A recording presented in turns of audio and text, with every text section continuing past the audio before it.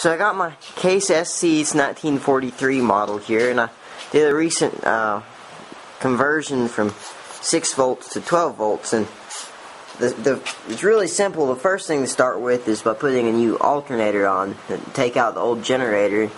Just get a one-wire job that looks a lot like this on the back of your one wire, and this nut right here is just a ground, but you don't need that.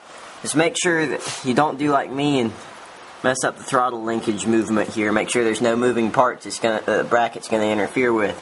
Now you might have to make a new bracket. You might be able to use the old one. I did a combination of both.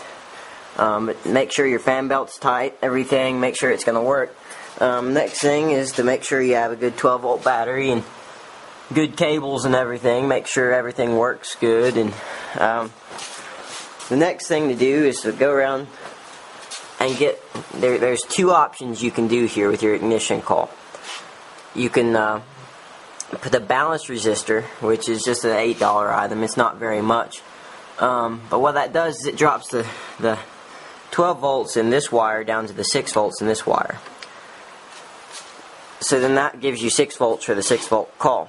Now for the more aesthetically pleasing option that doesn't have this big white box there, is you can just go and buy the 12 volt coil for about $30, and it'll work fine with your distributor as long as it's just a regular distributor. Your condenser should be fine. The starter, a lot of people ask about the 12 volt starter, but the 6 volt starter will work just fine.